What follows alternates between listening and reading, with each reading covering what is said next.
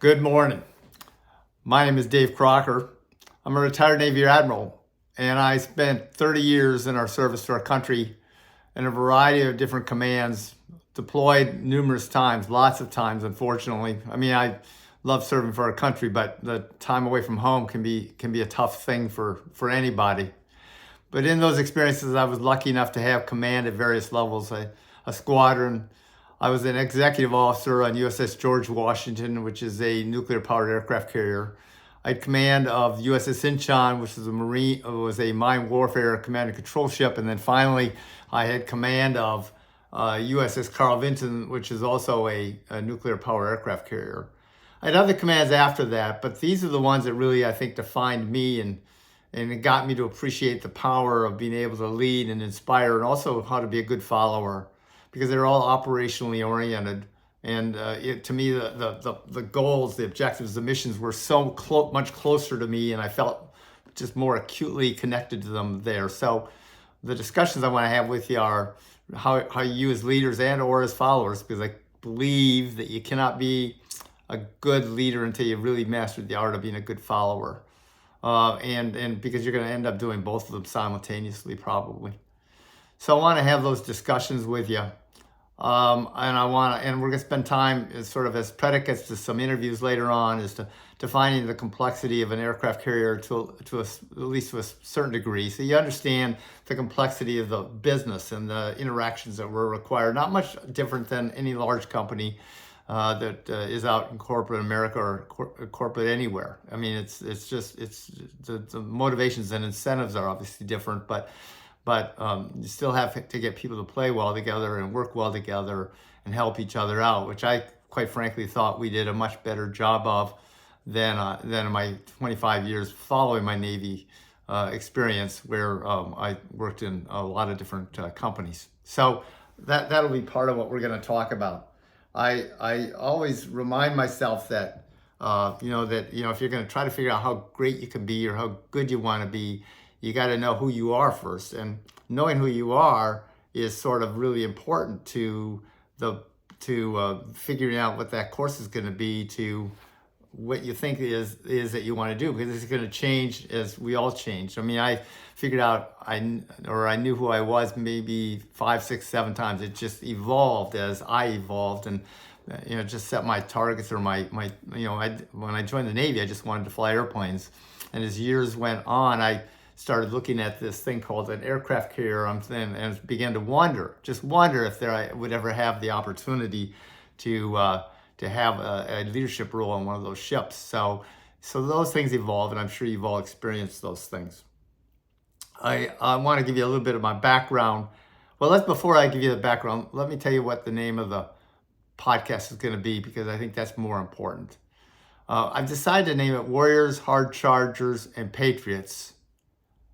Connecting the dots, the little dots to the big dots. Connecting the little dots to the big dots. So why that title? Well, Warriors, Hard Chargers, and Patriots sort of defined from our ethos of being warfighters and peacekeepers, defined who we were. And I first heard that terminology when I was a flag lieutenant, maybe 15 years into the Navy, and we were embarked on USS Coral Sea. And then Captain Bear Taylor, who retired later in life as a rear admiral, used to get on his loudspeaker system, referred to as the 1MC, and every time he addressed the crew, he would go, Warriors, Hard Chargers, and Patriots, and then he would go into the dialogue, and it was said enough and expressed enough, and with such enthusiasm and reverence, that people began to believe it, and they probably had other reasons to believe it as well, but this certainly helped. It certainly helped me. It sort of defined the three-legged stool, and it aligns so well with our core values of honor, courage, and commitment. And so I left the ship and then saw Admiral Taylor in the Pentagon and told him how impressed I was with that terminology, and told him that unless he minded, I wanted to use that should I ever have the opportunity to command a ship at sea, and he agreed that was okay. And I thought, this is okay. I'll put that in the parking lot, and we'll see where it takes us. So that will come up in terminology or in discussion here later as we talk. The second part is connecting the little dots to the big dots. Every one of us want to have relevance. We want to feel like we're connected to something, that what we're doing is important. And I think that that the way you do that is making sure that people can connect who they are and what they're doing and why they're doing it to what the big dot is, and that's the mission of in our case, the ship. Now, it's harder in some instances, right? Not every job is a great job in reality. I mean, there are, as we called them in the Navy, shitty little jobs. Ship's laundry is a shitty little job. But in the overall scheme of things, if a leader and anyone in that leadership team can connect that dot to why it's important from a quality of life perspective in this instance, then you can make that job a lot more important than maybe someone thinks it is. For those of us who used to serve in the Navy early on in the 70s and 80s, getting our laundry back from the ship's laundry was not a pleasant experience. It was usually wet still, or maybe it was a different color than from when you sent it down to the laundry. It could have been 2 sizes smaller. I mean, there were a lot of maladies that went on with getting your ship's laundry back. And so I would go down to the ship's laundry, both in all my ships, and say, if your job is to deliver pressed, clean, laundry back to a young man or woman who might have put 18 hours on the flight deck or down in the propulsion plant spaces, that's a big deal. And we just had to give the right context to every job. Now, I mentioned that anyone in the leadership team should be responsible for that. Everyone should be responsible for it. It's not the captain or the executive officer, or the senior enlisted advisor. It's every leader from the captain all the way down to the last person who's senior to that person which we're talking to or addressing. And it's every person laterally, so that people on both sides of that department that this young man or woman are working on are able to and appreciate the value that they bring by thanking people for the work that they do and telling them how important it is to them. These are dialogues that need to be had on a daily basis. And what we found is that inside the tribe that we created, and it was actually started in boot camp, and I'll come back to boot camp here in just a second. Recruit Training Command did a great job for us because they helped us get young men and women to appreciate that they depended on each other. And through the varieties of exercises and experience they had in that 8-week magical period where people were literally transformed to the point where their parents, in some cases, didn't even recognize them, they began to understand and appreciate the value of making sure that they had each other's backs, and that nothing could be done necessarily unless everybody cooperated and did what they were expected to do. So that's a really important part of this. And I've had the pleasure, I'll say the honor, of talking to a lot of my sailors over the many years. The sailors that served with me on Incheon, on Carl Vinson, probably I saw, the last time I saw them was in 1999, maybe 1998. Yet I'm still having a lot of conversations with them today. There's a loyalty that never erodes, and there's a respect that never erodes, and the trust, of course, is always there. And that's just the most wonderful part about this. So let me sort of tell you why I'm here today and how I got here, just briefly. It's important only because I've gone through my own travels to get to a point where I felt like I could have these conversations with you. I was a young kid in Fargo, North Dakota. Grew up there. Family life was it was testy, right? And I just couldn't wait to get out of that environment, and made it through school, but didn't have any real focus. I didn't have any goals or objectives. It was just what we did, right? You went through high school, and then what you did was you tried to go to college, and so I was following that recipe, but I didn't have any plans. I had no place where I wanted to go. I didn't really have any sense of mission or purpose. I went to college, and I ran out of money. Didn't have enough money to go to school. So as I was trying to figure out how I was going to make it into the next semester, I discovered the Navy ROTC building, walked into the ROTC building and told them, hey, how's this work? And they offered you tuition and room and board. At the time, it was only, I think the requirement was 4 years, maybe I think 4.5 years, something like that. Was all that you owed from a Navy perspective. I said, I can do anything for 4.5 years. I just need the money. I need to finish school. That's now that I'm here. But even with finishing school, I had no idea what I wanted to do yet. I was going through aerospace engineering. I thought it was something I'd want to do. As it turns out, I was more interested in flying airplanes than building them or designing them. So things started to come together a little bit, but quite by accident. But the ROTC experience was the first time where I had senior, naval officers, Marine Corps officers, senior enlisted, explain to me why, what we're about, why we're here or there, and why leadership is such an important role in what we do, and the discipline that goes along with it. And I'd never had this conversation before. And we had a Marine Corps colonel who was our commanding officer, and he always used to tell us that our roles were going to be able to not only take care of our sailors and our Marines, but also to make sure that we appreciated the value they brought in terms of their wizardry. And I'll bring that topic back up because it kept coming back to me.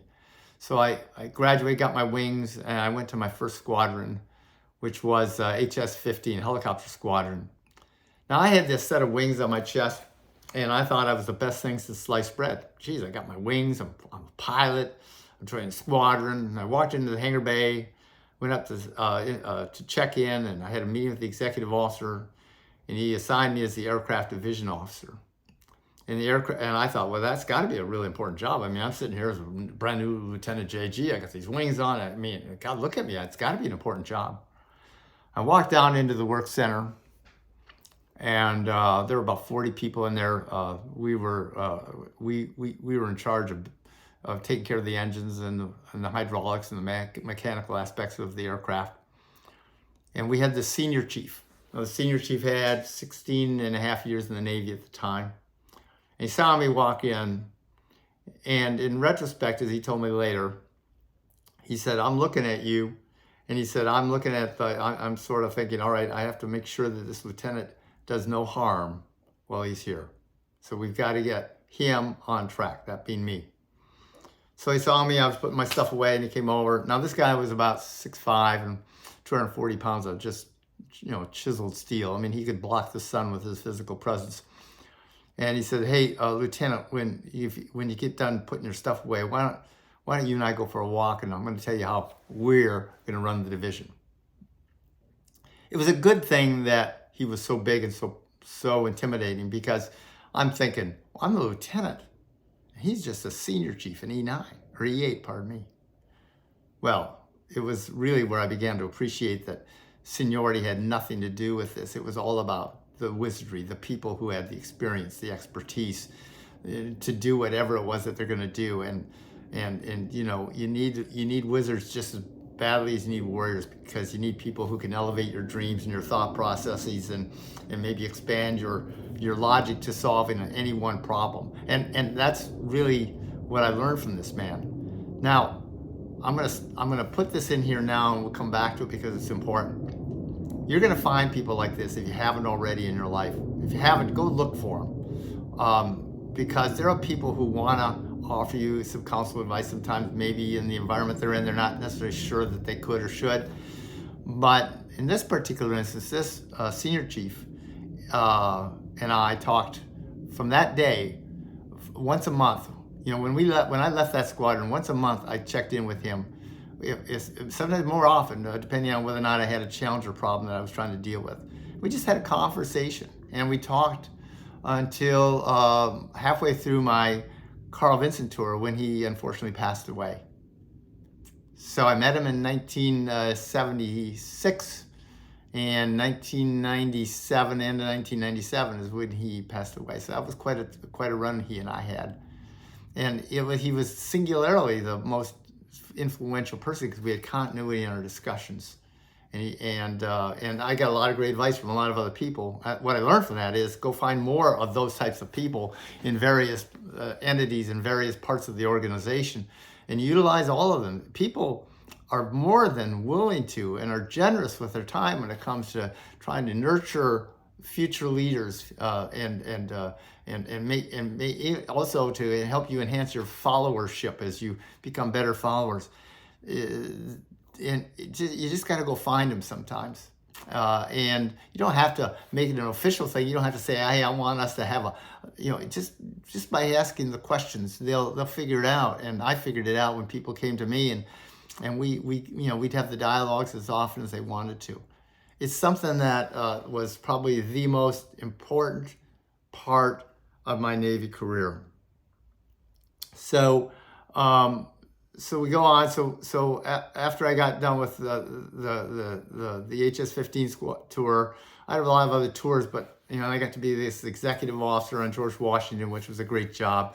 I'm going to have one of the gentlemen I hope that will be on one of our interviews was ship sec on the ship, which means he essentially worked for the captain in the administration department.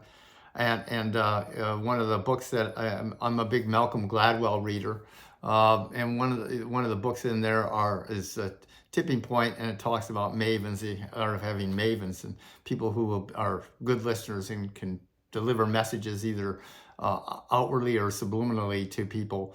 And this particular officer was one of those people I could always go to find out what was going on in terms of the internal drumbeat that maybe I wasn't picking up as the executive officer. It just made me so much better qualified to have that discussion and be informed when I was going out to try to take care of a problem. And I learned so much from that officer who's still serving the country to this day as a civilian. And then I went to Incheon. Incheon was a great ship, but we were dealt a pretty rough hand. I'm not going to talk necessarily about the rough hand, but in terms of tribal experiences, there's a great book called The Power, or I think it's The Power of Tribes. I'll make sure I get it for you here shortly. It's a good book, and it talks about the various stages of tribes. And the worst stage of the tribe is when life sucks for everybody, and the best stage is when life is great for everybody. And that's what you always want to aspire to have your tribe become, right? Is where everyone feels like they're great. But we are cast into this life sucks piece. And it took a lot of exceptional leadership at all levels and continual dialogue with people and their families to make sure that we just didn't implode. It was probably the hardest tour I had. But at the end of the day, for reasons that we'll talk about when we get into it, having discussions on tribes, probably the most rewarding. And then I got to Incheon, or to Carl Vinson, which really was just what I'd always worked so hard to do and to become the commanding officer of. And that was a difficult journey, because by the time you get to be a commanding officer, at least in my case of Carl Vinson, I'd already been at sea and including nuclear power school. I'd been away from home for 7 years essentially. I mean, family checked in once in a while, but it was a tough business, at least for me. I don't speak for anybody else in that particular regard. And we mentioned boot camp. I want to come back that we're gonna have a whole dialogue, because it's just a miraculous place. And one of the people that worked for me as my admin officer on Carl Vinson was also a recruit battalion commander. He was one of the shapers and influencers of many young men and women that came through this 8-week course or program. And to the point where, again, as I talked to a lot of families, they said, "I don't recognize this young person here. This is not the son or daughter that I dropped off at Great Lakes in Illinois some 8 weeks ago." So there is a miraculous piece to that, and I want to get this gentleman on the podcast with you so he can deliver firsthand. I was able to speak at a couple graduation ceremonies, spend a lot of time there, talk to some moms and dads, and we're going to get into that relationship too, of getting to know the external influencers of a young person.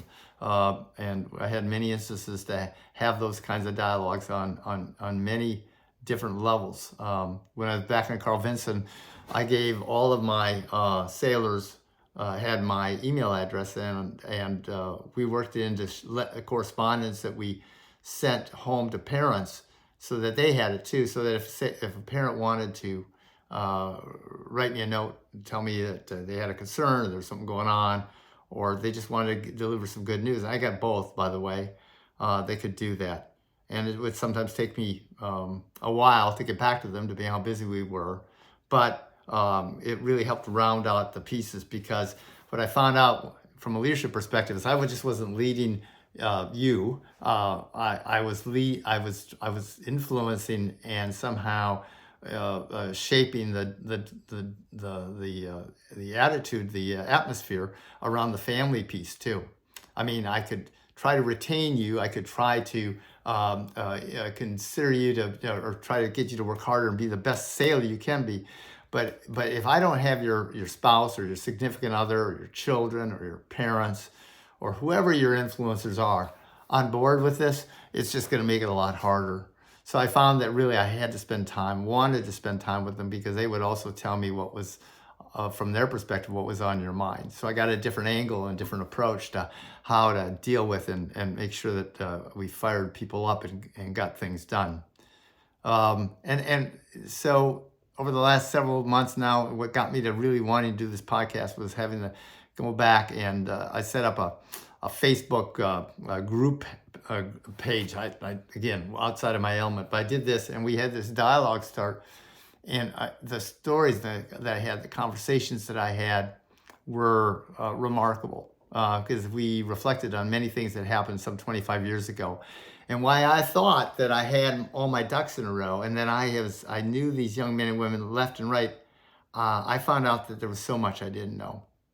And it almost sort of made me feel bad, because I thought, I spent, on an average day, I probably only spent 20% of my day on the bridge of the ship. And then the other 80% I'd be down walking on the various decks and walking into the various workspaces, walking onto the flight deck with a radio in hand so I could get wherever I need to go.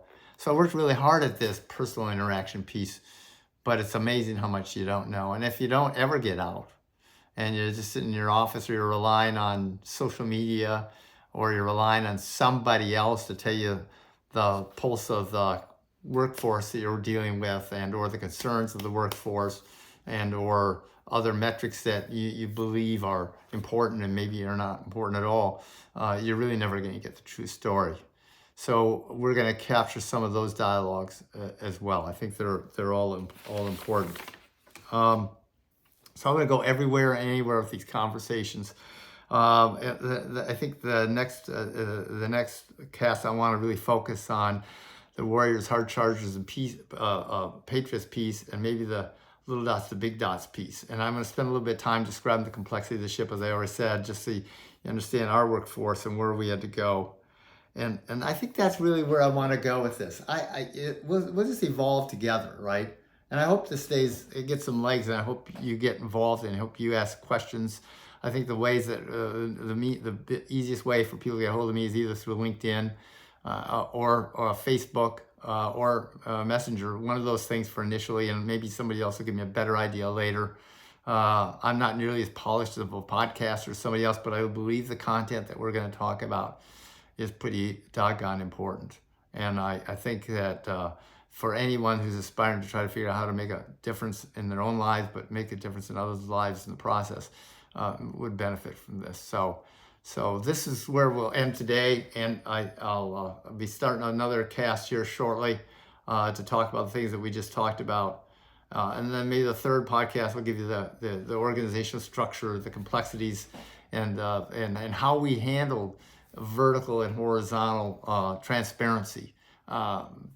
Side note here, I just got done working with a company whose name I won't give you, who's into the let's say into the internet and TV delivery business, and it was amazing how hard it was to get from the engineering department to the operations department to the planning department to get into these. It was like if you're down at the bottom of the stovepipe, and you wanted to go meet somebody in the other organizations at the bottom of that stovepipe, you couldn't just walk through this way. You had to go up to the top, get all the permissions, and then come out and then come down. And thus it never happened. It was too hard. It's too hard. I'm living to tell you it's too hard, just based on my experience.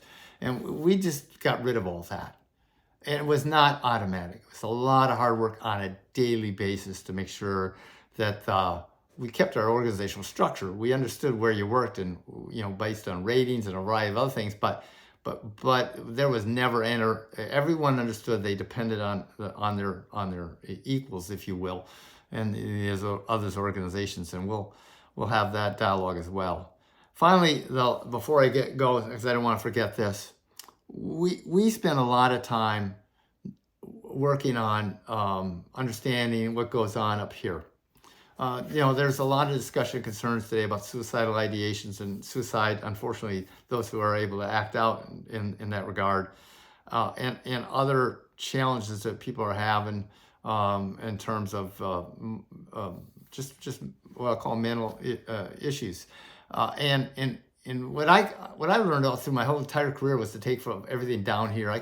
The heart, if I can win your heart, I think we can go anywhere. But really, from here on up, I was not the expert that I needed to be. And I was lucky enough to have the first clinical psychiatrist embarked on, Carl Vinson. And he taught me so much about how to listen, how to read somebody's body language, how to read even eye contact, and just a whole host of things, and taught me about really what was going on in some of these people's minds that got into the Navy and looked normal to me, but they had baggage that they were dealing with at the same time. And really my job was to try to get to understand that within the realities of making sure I didn't invade someplace where I didn't belong, but I really wanted to figure out how I could create a resonance between what they needed and what was missing in their life and what I needed to give them so that we were truly a team. So yeah, I had a motivation. There were two motivations. One is I wanted this person to be whole, but the second motivation, to be honest with you, was I needed him or her to be whole, or we weren't going to be an effective organization. I think you'll find that to be pretty insightful as well. So we're done for today.